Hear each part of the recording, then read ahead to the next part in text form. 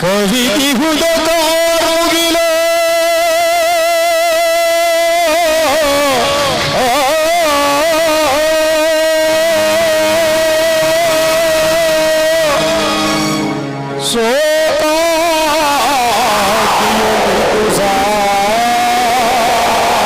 ಸಾಯುತ್ತಿದೆ ನರಳುತ್ತಿದೆ ಬಯಸುತ್ತಿದೆ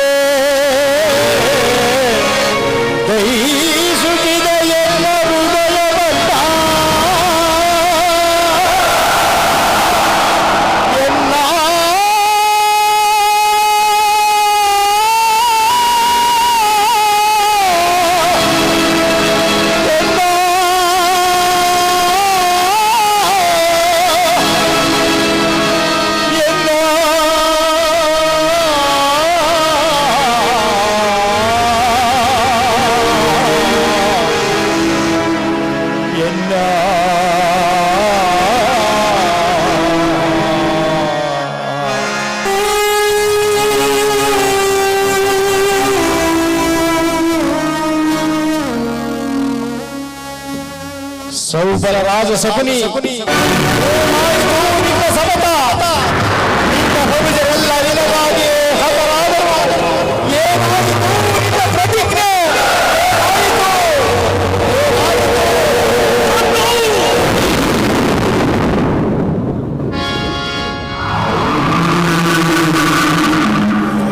ಆದಮ ಮರುಳುಗಳೇ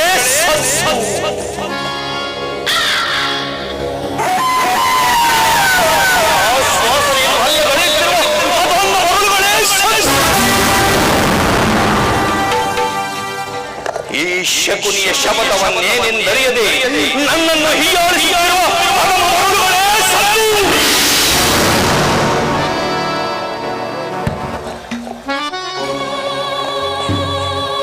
ಈ ಶಕುನಿಯ ವಜ್ರ ಗುಂಡಿಗೆಯಿಂದ ಸ್ತಬ್ಧವಾಗಿಸುವ ಕುಟಿಲ ಕುಕ್ಷಿಕತೆಯ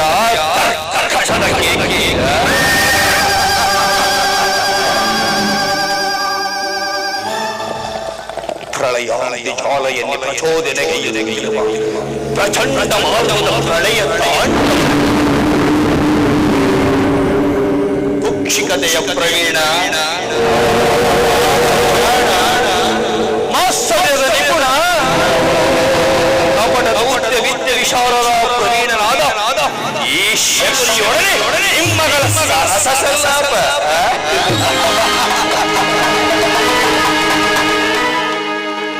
ಈ ಶಕುನಿ ಒಮ್ಮೆ ನೀಡಿದರೆ ವಾಗ್ದಾನ ಪಾಂಡವರು ಮುರಿಯುವರು ಮೌನ. ಪ್ರಾರಂಭವಾಗುವುದು ಕುರು ಪಾಂಡವರ ಕದನ, ಕುರುವಂಶವನ್ನು ಸೇರುವರು ಸ್ಮಶಾನ.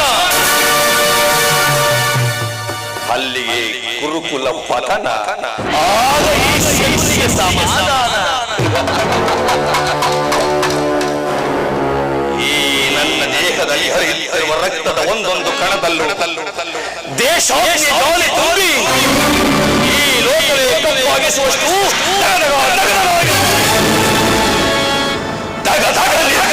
ದೇಶದ ಜೋಲಿ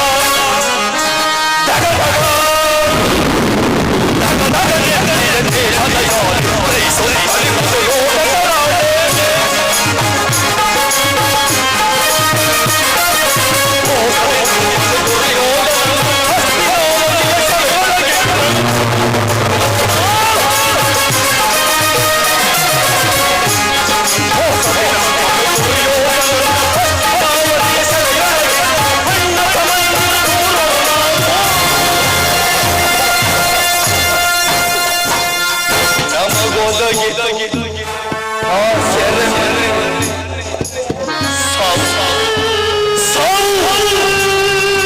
ಅಣ್ಣ ತಮ್ಮಂದಿರು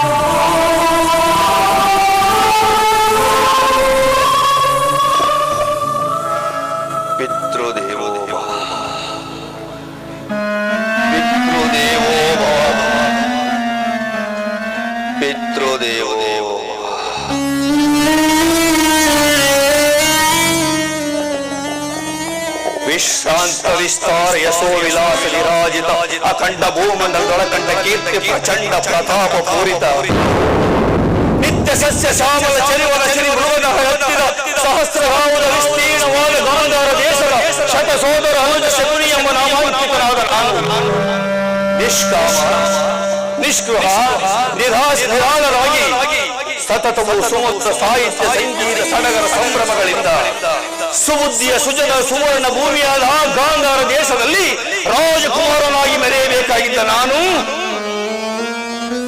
ನನ್ನ ತಂದೆಯ ಮಾತುಗಳನ್ನು ಚಾಚು ತಪ್ಪದೆ ಪಾಲಿಸುವುದಕ್ಕಾಗಿ ಕುರುಕುಲ ವಂಶದ ನಿರ್ಮೂಲನಕ್ಕಾಗಿ ಕ್ರೌರ್ಯ ಕಾರ್ಯ ಕಾರಣಕ್ಕಾಗಿ ಆ ಗಾಂಧಾರ ದೇಶವನ್ನು ಬಿಟ್ಟು ಈ ಹಸ್ತಿನಾವತಿಯಲ್ಲಿ ಬಿಟ್ಟಿದ್ದೇನೆ. ಬೀಡು ತೀರಿಸಿಕೊಳ್ಳಲು ನನ್ನ ಸೇಡು ಅಲಸಿದ ಪಾಂಡವರನ್ನು ಕಾಡು ಮೇಡು. ಈ ಹಸ್ತಿನಾವತಿ ಎಂಬ ಕೌರವ ನಾಡು ಮುಂದಾಗುವುದು ಸುಡುಗಾಡು.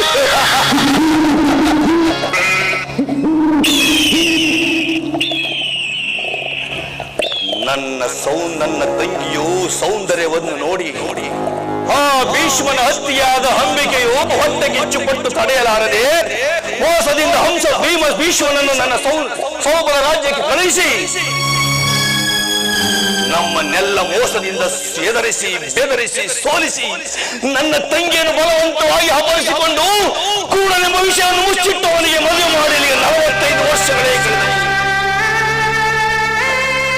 ಅಂದಿನಿಂದ ಇಂದಿನವರೆಗೂ ನನ್ನ ದೇಹದಲ್ಲಿ ಈ ದೇಶ ತುಂಬಿ ತುಳುಕುತ್ತಿದೆ.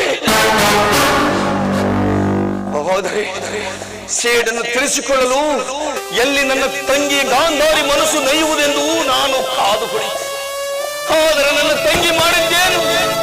ಆ ಹಸ್ತಿನಾವತಿಯಲ್ಲಿ ರಾಣಿಯಾಗಿ ಮಹಾರಾಣಿಯಾಗಿ ಮೆರೆಯಬೇಕೆಂದವಳು ಪತಿರತ್ನ ಧರ್ಮ ಪಾಲನೆಗಾಗಿ ಈ ಲೋಕವನ್ನು ನೋಡುವ ನನ್ನ ಗಂಡನ ಕಣ್ಣುಗಳಿಲ್ಲದ ಮೇಲೆ ನಾನೇಕೆ ನೋಡಬೇಕೆಂದು ತಾನು ಕಣ್ಣಿಗೆ ಬಟ್ಟೆ ಕಣ್ಣಿದ್ದು ಕುರುಡಿಯಾಗಿ ಹೋದಳು.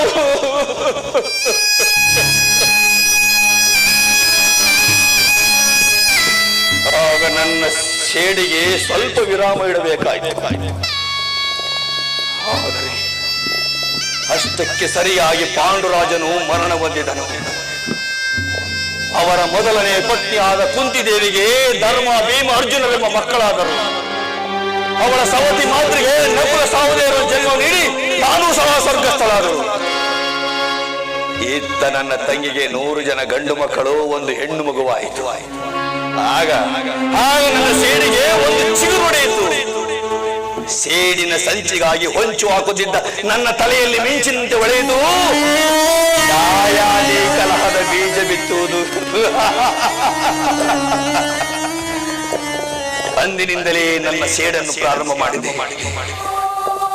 ಇತ್ತ ಕಡೆ ಪಾಂಡವರು, ಇತ್ತ ಕಡೆ ಕೌರವರನ್ನು ಒಟ್ಟು ಸೇರಿಸದೆ ಚಿಕ್ಕನಿಂದಲೇ ಬೇರೆ ಬೇರೆ ಮಾಡಿ ನೀವು ಪಾಂಡವರು, ನೀವು ಕೌರವರು ಎಂದು ಅವರ ಮನಸ್ಸಿನಲ್ಲಿ ವಿಷದ ಬೀಜವನ್ನು ಬಿತ್ತಿ ಶಾಶ್ವತವಾಗಿ ದ್ವೇಷ ಉಳಿಯುವಂತೆ ಮಾಡಿದರು. ಹಂಗೆ ಸ್ವಲ್ಪ ಕಾಲ ಉರುಳುತ್ತಾ ಎಲ್ಲರೂ ಗುರು ದ್ರೋಣಾಚಾರ್ಯರ ವಿದ್ಯಾಭ್ಯಾಸವನ್ನು ಕಲಿಸಿ ಅರಮನೆಗೆ ಬಂದರು. ಆದರೆ ಆ ಬಲಾಢ್ಯ ಭಷ್ಟ ಭೀಷ್ಮನು ಧರ್ಮರಾಯನಿಗೆ ಯುವರಾಜ ಪಟ್ಟ ಕಟ್ಟಬೇಕೆಂದು ತೀರ್ಮಾನಿಸಿದ. ಆದರೆ ನನ್ನ ಮನಸ್ಸು ತಡೆಯಲಿಲ್ಲ. ನನ್ನ ತಂಗಿ ಗಾಂಧಾರಿಯನ್ನು ದಾಳವನ್ನಾಗಿ ಮಾಡಿಕೊಂಡು ಧೃತರಾಷ್ಟ್ರನು ನೆಪ ಮಾತ್ರಕ್ಕೆ ಸಿಂಹಾಸನದಲ್ಲಿ ಕೂರಿಸಿ ದುರ್ಯೋಧನಿಗೆ ಕಟ್ಟಬೇಕೆಂದು ತೀರ್ಮಾನಿಸಿದೆ. ಕಾರಣ ಪಾಂಡವರನ್ನು ಕೇಳಿಸಬೇಕೆಂದು. ಅವರಿಲ್ಲದಿದ್ದರೆ ಕುರುಕುಲ ನಾಶ ಮಾಡುವಲು ಈ ಭರತಖಂಡದಲ್ಲಿ ಯಾರಿಂದಲೂ ಸಾಧ್ಯವಿಲ್ಲ. ಆದ್ದರಿಂದ ಹುಟ್ಟಿದಾಗಿಂದ ಪಾಂಡವರನ್ನು ಕೆರಳಿಸುತ್ತಲೇ ಬಂದೆ. ಆಗ ನಾನು ತೀರ್ಮಾನಿಸಿದೆ, ದುರ್ಯೋಧನಿಗೆ ಯುವರಾಜ ಪಟ್ಟವನ್ನು ಕಟ್ಟಬೇಕೆಂದು. ಅದರಂತೆಯೇ ಇಡೀ ಲೋಕವೇ ಸಂಭ್ರಮ ಸಂತೋಷಗೊಳ್ಳುತ್ತಿತ್ತು. ಆದರೆ ನನ್ನ ತಂಗಿ ಮದುವೆ ಆದ ಮೇಲೆ ಒಂದು ದಿನವೂ ನನ್ನ ತಂದೆಯಾಗಲಿ ನನ್ನ 99 ಮಂದಿ ಅಣ್ಣಂದಿರಾಗಲಿ ಹಸ್ತಿನಾವತಿಗೆ ಬಂದಿರಲಿಲ್ಲ. ಈ ಸಂಭ್ರಮವೆಲ್ಲಾದರೂ ಬರಲಿ ಎಂದು ಎಲ್ಲರನ್ನೂ ಆಹ್ವಾನಿಸಿಬಿಟ್ಟೆ. ಎಲ್ಲರೂ ಒಟ್ಟುಗೂಡಿ ಅರಮನೆಯ ಆವರಣದಲ್ಲಿ ಬರಬೇಕಾದರೆ ನನ್ನ ಅಣ್ಣನ ಕಾಲ ಬೆರಳಿಗೆ ಒಂದು ಗರಿಕೆಯೊಂದು ಸಿಕ್ಕಿ ಅವನು ಮುಗ್ಗುಡಿಸಿ ಬಿದ್ದ. ಕೋಪಗೊಂಡ ನನ್ನ ಅಣ್ಣಂದಿರು ಆ ನೆಲವನ್ನು ಅಗೆದು ಗರಿಕೆಯಿಂದ ಕಿತ್ತು ಬೇರನ್ನೇ ಸುಟ್ಟು ಹಾಕಿದರು. ಇದನ್ನೇ ಗಮನಿಸಿದ ದುರ್ಯೋಧನನು ಧೃತರಾಷ್ಟ್ರನಿಗೆ ವಿಷಯ ಮುಟ್ಟಿಸಿದ. ಆ ಧೃತರಾಷ್ಟ್ರನಿಗೆ ನನ್ನ ತಂದೆ ಮೇಲೆ ಬಹಳವಾಗಿ ಕೋಪವಿತ್ತು. ಏಕೆಂದರೆ ನನ್ನ ತಂಗಿ 2ನೇ ಮದುವೆ ಧೃತರಾಷ್ಟ್ರನಿಗೆ. ಜ್ಯೋತಿಷದ ಪ್ರಕಾರ ನನ್ನ ತಂಗಿ ಮದುವೆ ಆದರೆ ಅವನ ಗಂಡ ಸಾಯುತ್ತಾನೆ ಎಂದು ಜ್ಯೋತಿಷದಲ್ಲಿತ್ತು. ಅದಕ್ಕೆ ನನ್ನ ತಂದೆ ಮಾಡಿದ ಉಪಾಯ ಏನು? ಒಂದು ಗಂಡು ಮೇಕೆಯೊಂದಿಗೆ ಮದುವೆ ಮಾಡಿ ಆ ಮೇಕೆಯನ್ನು ಬಲಿಕೊಟ್ಟು ತನ್ನ ಮಗಳನ್ನು ಉಳಿಸಿಕೊಂಡಿದ್ದರು. ಇದು ಧೃತರಾಷ್ಟ್ರನಿಗೆ ವಿಷಯ ಗೊತ್ತಾಗಿತ್ತು. ಆದ್ದರಿಂದ ಅವನಿಗೆ ನಮ್ಮ ಗಾಂಧಾರ ವಂಶದ ಮೇಲೆ ದ್ವೇಷ ಉಕ್ಕುತ್ತಿತ್ತು. ಇದೇ ಸಮಯ ಕಾಯ್ತಿದ್ದ ತಂದೆ ಮಕ್ಕಳಿಬ್ಬರು ನಮ್ಮೆಲ್ಲರನ್ನು ಒಟ್ಟಾಗಿ ಸೇರಿಸಿ ತಳ್ಳಿಬಿಟ್ಟರು.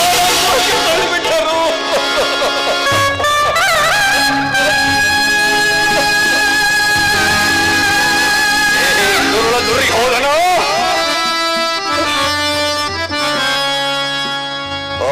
ನಿನ್ನ ಕತ್ತಲೆಯ ಗೃಹದಲ್ಲಿ ನಮಗೆ ನೀಡುತ್ತಿದ್ದ ಚಿತ್ರ ವಿಚಿತ್ರವಾದ ಹಿಂಸೆಯನ್ನು ನೆನೆಸಿಕೊಂಡರೆ ಅಬ್ಬಾ,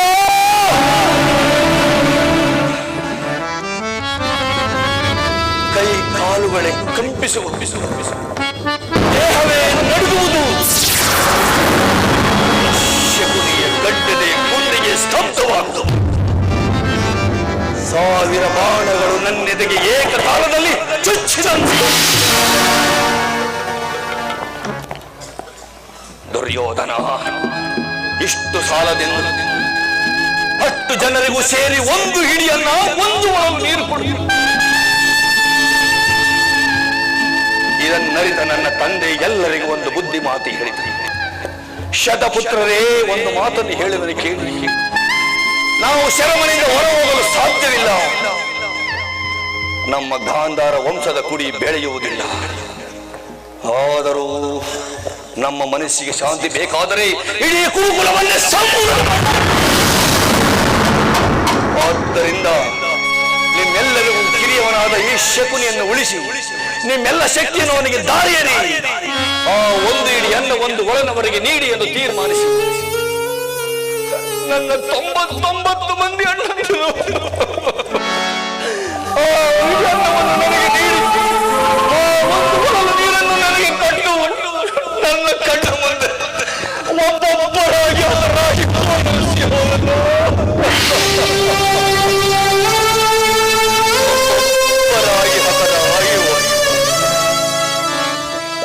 ಕೊನೆಯಲ್ಲಿ ನನ್ನ ಜೊತೆಯಲ್ಲಿ ನನ್ನ ತಂದೆ ಮಾತ್ರ ಉಳಿದುಕೊಂಡು.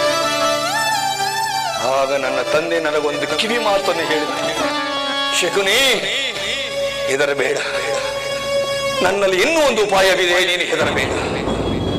ರಾಜನೀತಿ ಧರ್ಮಶಾಸ್ತ್ರದಂತೆ ಆ ಧೃತರಾಷ್ಟ್ರನು ನನ್ನ ಕೊನೆಯ ಆಸೆ ಈಡೇರಿಸಲೇಬೇಕು. ಅದೊಂದೇ ಒಂದು ಆಸೆ, ನಿನ್ನನ್ನು ಈ ಕ್ಷಣವನ್ನು ಮುಕ್ತಿಗೊಳಿಸುತ್ತೇನೆ. ನೀನು ಆಗ ಅವರ ಸೇಡನ್ನು ತೀರಿಸಿಕೊಳ್ಳಬೇಕು. ನಿನ್ನ 99 ಮಂದಿ ಅಣ್ಣನ ಆತ್ಮಕ್ಕೆ ಶಾಂತಿ ತರಬೇಕು. ಹಾಗೆಯೇ ನಾನು ಸತ್ತ ಬಳಿಕ ನನ್ನ ಬೆನ್ನ ಮೂಳೆಯನ್ನು ಕತ್ತರಿಸಿ 2 ಪಗಡೆ ದಾಳವನ್ನು, ಆ ಪಗಡೆ ದಾಳಿಯಲ್ಲಿ ನನ್ನ ಜೀವವಿರುತ್ತದೆ. ನೀನು ಯಾವ ಸಂಖ್ಯೆ ಕೇಳಿದರೂ ನಾನು ಬರುತ್ತೇನೆ. ಆಗ ಈ ಅಖಂಡ ಭೂಮಂಡಲದಲ್ಲಿ ನಿನ್ನನ್ನು ಜಯಿಸುವವರು ಯಾರೂ ಇರುವುದಿಲ್ಲ. ಇದಕ್ಕೆ ಸಮಯ ಸಾಧಿಸಿ ನಿನ್ನ ವಿವೇಚನಾ ಶಕ್ತಿಯಿಂದ ಬಳಸಿಕೊಂಡು ಆ ಕೌರವರನ್ನು ನಿರ್ಮೂಲನೆ ಮಾಡಬೇಕೆಂದು. ಅಂತೆಯೇ ಧೃತರಾಷ್ಟ್ರನನ್ನು ಕರೆಸಿ ಕೇಳಿಕೊಂಡಾಗ ಧೃತರಾಷ್ಟ್ರನು ಒಪ್ಪಿಕೊಂಡನು. ಆದರೆ ನನ್ನ ತಂದೆಗೆ ನನ್ನ ಮೇಲೆ ಅನುಮಾನ ಬಂದಿತ್ತು. ಶಕುನಿ, ನೀನೇನಾದರೂ ಕೌರವರನ್ನು ಸೇರಿ ಅವರ ಸರಿ ಮಾತುಗಳಿಗೆ ಬೆರಗಾಗಿ ಅವರ ರಾಜ ವೈಭವಗಳಿಗೆ ನೀನು ಹರಿತರೆ ನಮ್ಮ ಸೇಡು ತೀರುವುದಿಲ್ಲ ಎಂದು ನನ್ನ ತೊಡೆಯನ್ನು ಕುಟ್ಟಿ ಪಂಕನಂತೆ ಮಾಡಿಬಿಟ್ಟು. ಅಂತಹ ಶಕ್ತಿ ಅವರ ಊರುಗೋಲಿನಲ್ಲಿ. ಆ ಶಕ್ತಿಯಿಂದ ನನ್ನ ಕಾಲನ್ನು ಹೀಗೆ ಬೆಂಡಾಗದಂತೆ ಮಾಡಿಬಿಟ್ಟರು. ಕಾರಣ ಹೆಜ್ಜೆ ಹೆಜ್ಜೆಗೂ ಸೇಡು ಸೇಡು ಸೇಡು. ಅದರಂತೆ ನಾನು ಸಹ ಹೆಜ್ಜೆ ಹೆಜ್ಜೆಗೂ ಸೇಡನ್ನು ನೆನಪಿಸುತ್ತಾ ಸೇಡನ್ನು ತೀರಿಸಿಕೊಳ್ಳಲೆಂದೇ ನನ್ನ ಜೀವವನ್ನು ಮುಡುಪಾಗಿಟ್ಟಿದ್ದೇನೆ. ದುರ್ಯೋಧನ, ಈಗಲೂ ನನ್ನ ದೇಹವನ್ನು ತುಂಡು ತುಂಡಾಗಿ ಕತ್ತರಿಸಿದರು. ಸೇಡಿಗೆ ಸೇಡು, ಮೋಸಕ್ಕೆ ಮೋಸ, ರಕ್ತಕ್ಕೆ ರಕ್ತ, ಹೊರತಾಗಿ ಬೇರಾವ ಆಸೆಕಾಂಕ್ಷೆಗಳು ನನ್ನಲ್ಲಿ ಉಳಿದಿಲ್ಲ. ದುರ್ಯೋಧನ ಉಳಿದಿಲ್ಲ. ಏ ದುಷ್ಟ ದುರ್ಯೋಧನನೇ ಕೇಳು, ನಾವು ಸಹ ನಿನ್ನಂತೆ 99 ಮಂದಿ ಅಣ್ಣಂದಿರೊಡ ಉಡಿ ಏಕ ಚಕ್ರಾಧಿಪತ್ಯವನ್ನು ಸ್ಥಾಪಿಸಿ ಸಮಂತ ರಾಜರಿಂದ ಓಲೈಸಿಕೊಂಡು ರತ್ನ ಖಚಿತ ಸಿಂಹಾಸನದ ಮೇಲೆ ಕುಳಿತು ರಾಜ್ಯಭಾರ ಮಾಡಬಹುದಾಗಿತ್ತು.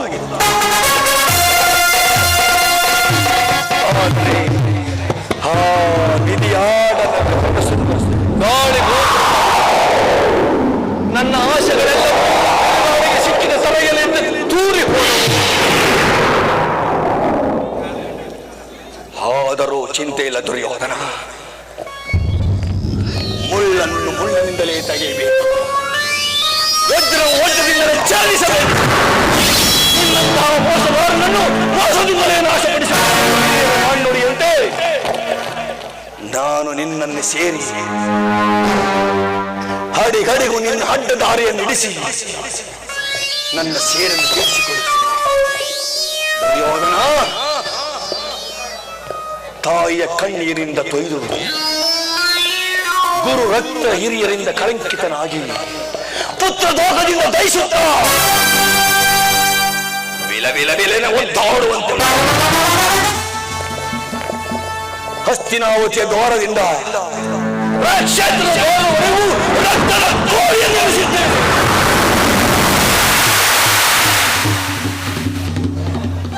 ಏನಿದು? ನನ್ನ ಅಣ್ಣಂದಿರ ಹಸು ನೀಗಿದ ಅರ್ಥನಾದ ನನ್ನನ್ನು ಜಯಂಕರಿಸುತ್ತಿದೆ.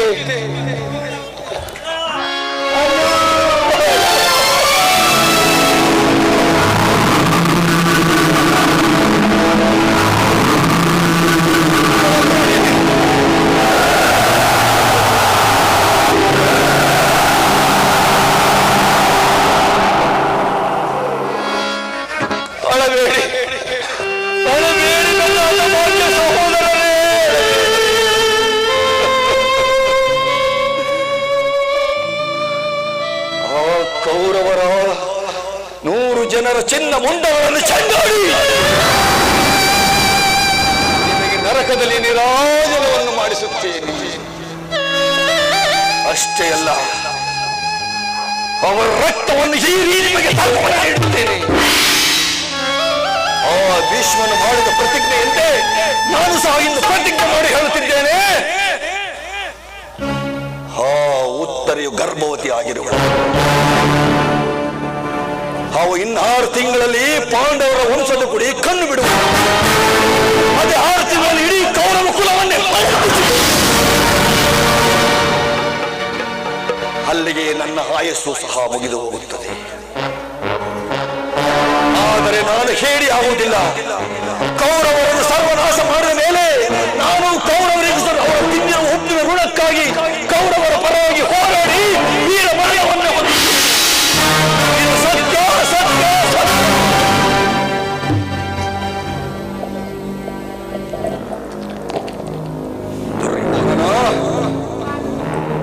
ನಿನ್ನ ರಾಜ್ಯದಲ್ಲಿ ಅಶಾಂತಿಯ ಬಿರುಗಾಳಿಯನ್ನು ಎಬ್ಬಿಸಿ ಇಡೀ ರಾಜ್ಯವೇ ಅಲ್ಲೋಲ ಕಲ್ಲೋಲವಾಗಿ ಅಷ್ಟು ಮಾತ್ರವಲ್ಲ, ನೀರಿಲ್ಲದ ಮೀನಿನಂತೆ ನೆಲದಲ್ಲಿ ಬಿದ್ದು ವಿಲವಿಲ ವಿಲವಿಲ ಎಂದು ಒದ್ದಾಡಬೇಕು. ಅಷ್ಟು ಮಾತ್ರವಲ್ಲದೆ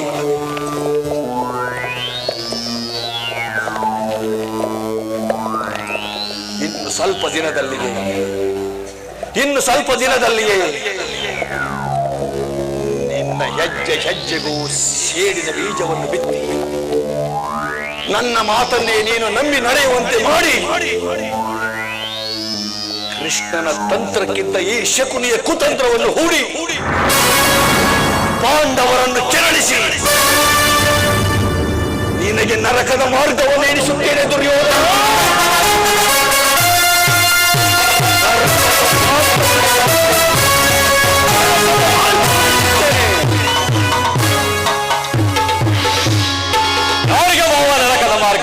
ನಿನಗೆ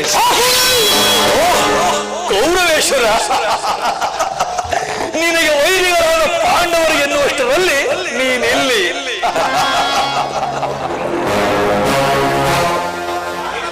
ಮಾವ, ನಾನು ಯುಕ್ತವಾಗಿತ್ತೆ ಮಾವ. ಸರಿಯಾಗಿದೆ ದುರ್ಯೋಧನ, ಅದಕ್ಕೇಕೆ ಚಿಂತಿಸುವೆ?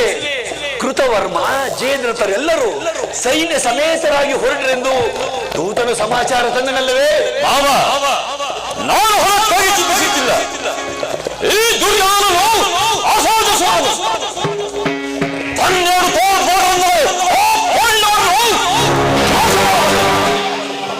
ಆದರೆ ಈ ಜಾತಿ ಹಿಂಸೆ ಸುಯೋಜಿತ ಕಲಹ ಮಾವ. ನಾನು ದ್ವಾರಕೆಗೆ ಹೋದಾಗ ಕೃಷ್ಣನು ಅದೆಷ್ಟೋ ಬಾರಿ ಯುದ್ಧವು ಅಧರ್ಮವೆಂದು ಹೇಳಿದರು. ನಿನ್ನ ಅಭಿಮಾನಿ ಶಾಲಿಯಾದ ನಾನು ಅವನ ಮಾತುಗಳನ್ನು ತಿರಸ್ಕರಿಸಿಯೇ ಬಿಟ್ಟೆ. ಸರಿಯಾಗಿ ಮಾಡಿರುವ ದುರ್ಯೋಧನ. ಅವನು ಕ್ಷತ್ರಿಯ ಜಾತಿಯ ಪರಮ ವೈರಿ. ಅವನ ಮಾತು ಪರಿಗ್ರಹ.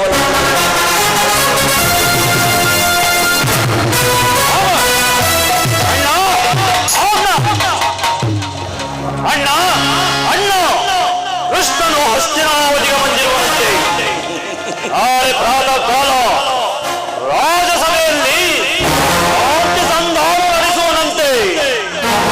ಸಹೋದರ, ಕೃಷ್ಣನು ಹಸ್ತಿನಾವತಿಯಲ್ಲಿ ಹೋಗು, ಅತಿಥಿ ಸತ್ಕಾರಕ್ಕೆ ಸಿದ್ಧತೆ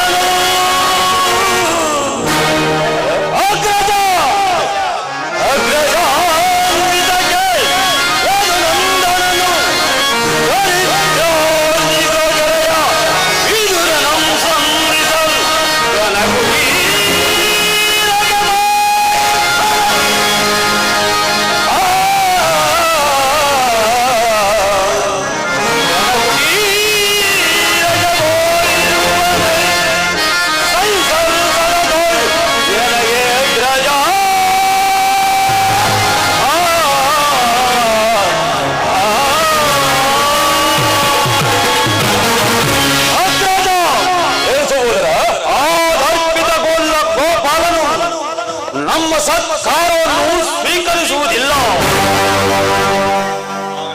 ಹಾಗಲೇ ರಾಜಪ್ರಸಾದವನ್ನು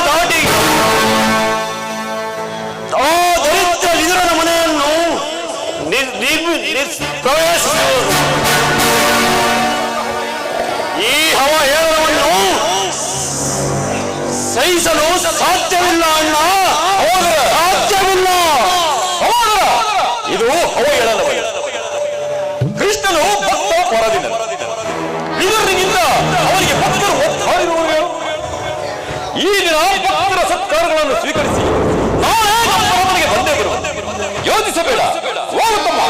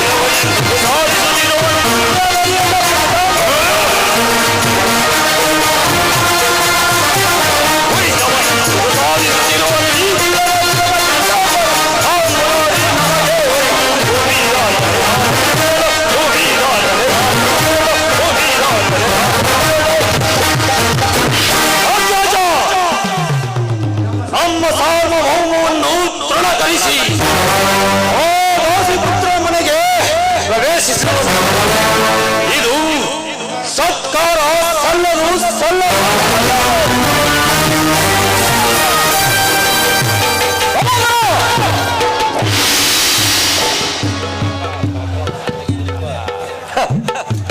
ನೋಡಿದೆಯಾ ಭಾವ, ನೋಡಿದೆಯಾ ಆ ಮೊಲಗಜಗಳು ಎಷ್ಟಿದ್ದರೆ ಏನು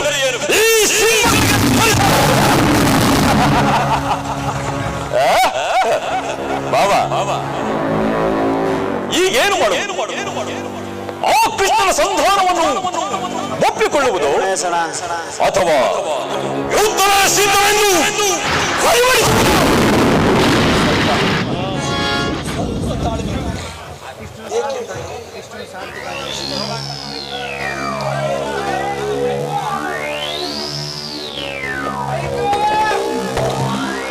ಕೃಷ್ಣನು ಹಸ್ತಿನಾವತಿಗೆ ಶಾಂತಿಗಾಗಿ ಬಂದವನಲ್ಲ.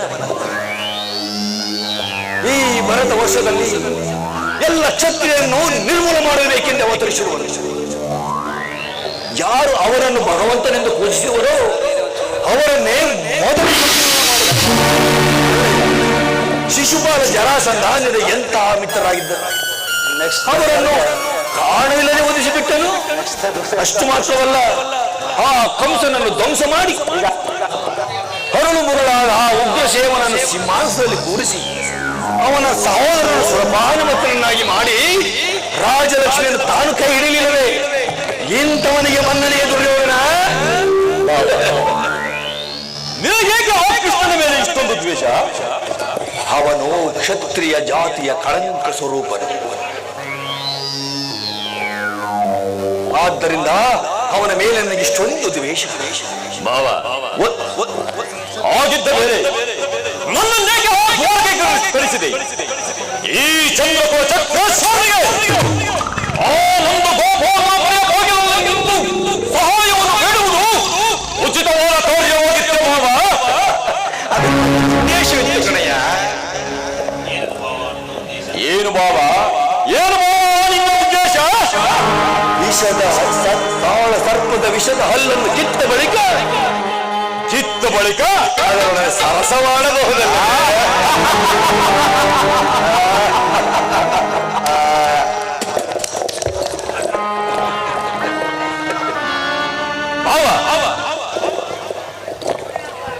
ಆ ಕೃಷ್ಣನ ದ್ವೇಷದಿಂದ ಪಾಪ ಪಾಂಡವರನ್ನು ಹಿಂಸಿಸಬೇಕಾಗುವುದಲ್ಲ ಮಾವ. ಏನಯ್ಯ ನಿನ್ನ ಬಾಯಲ್ಲಿ ಇಂಥ ಮಾತು? ಪಾಂಡವರಿಗೆ ಹಿಂಸೆಯಾಗುವುದೇ? ದುರ್ಯೋಧನ, ನೀನು 15 ವರ್ಷದವನಾಗಿದ್ದಾಳೆ ಭೀಮನಿಗೆ ವಿಷದ ಕಜ್ಜಾಯವನ್ನು ಉಣಿಸಿದೆ. ಆಗ ಪಾಂಡವರಿಗೆ ಹಿಂಸೆ ಆಗಲಿಲ್ಲವೇ? ಅದು ಸಾಲದೆಂದು ಮೇಣದ ಅರಮನೆಯನ್ನು ಕಟ್ಟಿ ಎಲ್ಲರನ್ನು ಒಟ್ಟುಗೂಡಿಸಿ ಬೆಂಕಿ ಹಚ್ಚಿದೆಯಲ್ಲ, ಆಗ ನಿನಗೆ ಅಷ್ಟು ಸಾಲದೆಂದು ನನ್ನಿಂದಲೇ ಕಪಟ ದೌತ್ಯವನ್ನು ಸೃಷ್ಟಿ ಮಾಡಿ ಎಲ್ಲರನ್ನು ಸೋಲಿಸಿ ಈ ಸಭಿಕರ ಮುಂದೆ ಪಾಂಡವರ ತಲೆ ತಗ್ಗಿಸುವಂತೆ ಮಾಡಿದೆಯಲ್ಲ, ಅದು ನಿನಗೆ ಹಿಂಸೆ ಆಗಲಿಲ್ಲವೇ? ಅದಕ್ಕಿಂತ ಹೆಚ್ಚಾಗಿ ನಿನ್ನ ಸೋದರನ ಪತ್ನಿ ಪಾಂಡವ ಪತ್ನಿ ಪಾಂಚಾಲಿಯ ವಸ್ತ್ರೋಪಣ ಮಾಡಿದೆಯಲ್ಲ, ಆಗ ನಿನಗೆ ಪಾಂಡವರ ಹಿಂಸೆ ಎನಿಸಲಿಲ್ಲವೇ? ದುರ್ಯೋಧನ, ನೀನು ಇದೇ ರೀತಿ ಏನಾದರೂ ಯೋಚನೆ ಮಾಡಿ ಸಮ್ಮತಿಸಿ ಅವರಿಗೆ ಆಶ್ರಯವನ್ನು ಕೊಟ್ಟಿದ್ದೆ ಆದರೆ ನಿನ್ನ ವಿನಾಶಕ್ಕೆ ನೀನೇ ಮತ್ತಿನ್ನೇನಯ್ಯ? ಅವರು ಪಾಡೆಯಾಡು ಸೋತಾಗಲೇ ಅವರ ರಾಜ್ಯದ ಮೇಲಿನ ನಷ್ಟವಾಯಿತು. ಮತ್ತೆ ಅವರನ್ನು ಹೊಂದುವುದೆಂದರೆ ಏನಯ್ಯ? ನಿಜವಾಗಿ ಅವರು ರಾಜ್ಯವನ್ನು ಹೊಂದಬೇಕೆಂದರೆ ಗಾಂಧಾರಿಯ ಕುವರ ಚಂದ್ರಕುಲ ಚಕ್ರೇಶ್ವರ ನನ್ನ ಸೋದರನೇನಾದ ಈ ದುರ್ಯೋಧನನ್ನು ರಣದಲ್ಲಿ ಗೆದ್ದು ಬರಲಿ. ಆಗಬೇಕಾದರೆ ಅವರ ರಾಜ್ಯವನ್ನು ಕೊಡೋಣ. ಅದನ್ನು ಬಿಟ್ಟು ಮೇಲಿಂದ ಮೇಲೆ ಈ ದೈನ್ಯ ವೃತ್ತಿ ಏಕೆ? ದೇಹಿ ದೇಹಿ ಎಂದು ಸರಿಯಾಗಿ ರಾಜ. ಯುದ್ಧದ ಹೊರತಾಗಿ ಸೂರ್ಯ ಓರೆಯಷ್ಟು ಜಗವನ್ನು ಕೊಡಲಾಗುವುದು. ಮಾತ್ರವಲ್ಲ ಸುಯೋಧನ, ಕಳ್ಳ ಕೃಷ್ಣನು ಸಂಧಿಯ ನೆಪದಿಂದ ಪ್ರತಿಷ್ಠೆ ತೋರುತ್ತಿದ್ದಾನೆ. ಅವನಿಗೆ ಸರಿಯಾದ ಪ್ರಾಯಶ್ಚಿತ್ತವಾಗಬೇಕು. ಆಗಲೇಬೇಕು. ಕೃಷ್ಣನಿಗೆ ಸರಿಯಾದ ಆಗಲೇಬೇಕು. ಆದರೆ ಅದಕ್ಕೆ ನನ್ನ ಒಂದು ಸಲಹೆ ಇರುವುದು. ಏನು ಮಾವನಿಂದ ಸಲಹೆ?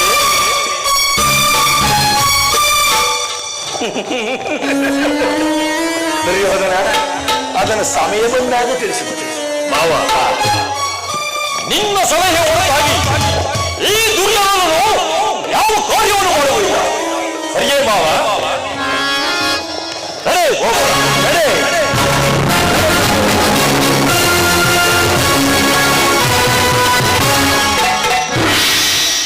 ಸೋದರ ಮಾವಂದರು ಎಂದು ತಿಳಿಯದೆ ಸೋದರ ಮಾವಂದರು ಬಲಿ ತೆಗೆದುಕೊಂಡ ದೂರ್ತ ಎಲ್ಲ ಕುರುಕುಲದ ಕೊನ್ನಿ. ಈ ಶಕುನಿಯನ್ನು ಏನೆಂದ ಶಕುನಿ ಅರ್ಥದ ಪದಗಳ ಅರ್ಥವನ್ನು ಬಲ್ಲೇನೋ?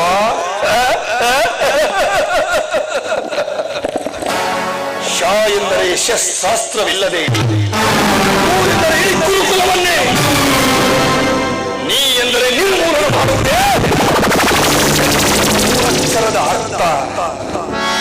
ದುರ್ಯೋಧನ,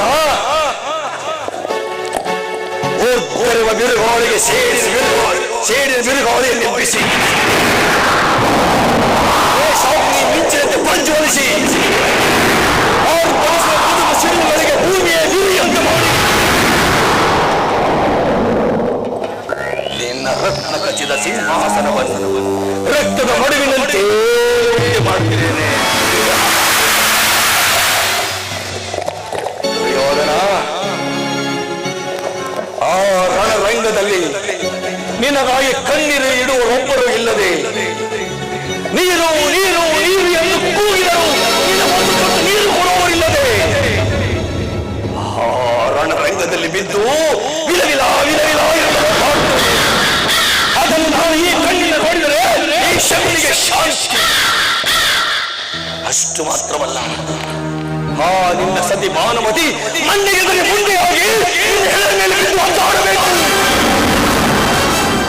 ಆಗಲೇ ಶಿವನಿಗೆ ವಿಶ್ರಾಂತಿ, ಅನಂತರಿಗೆ ಮನಶಾಂತಿ, ನನ್ನ ತಂದೆಗೆ ಚಿರಶಾಂತಿ. ಎಲ್ಲ ದುಷ್ಟ ದುರುಳ ದುರುಳ ನನ್ನ ಮಗನೇ, ಯಾವ ಅಧಿಕಾರ ಮದದಿಂದ ಹುಬ್ಬಿ ಮೇಲೆತ್ತಿರುವೆಯೋ, ಯಾರಿಗೆ ನೀಡಿದ ಅಧಿಕಾರ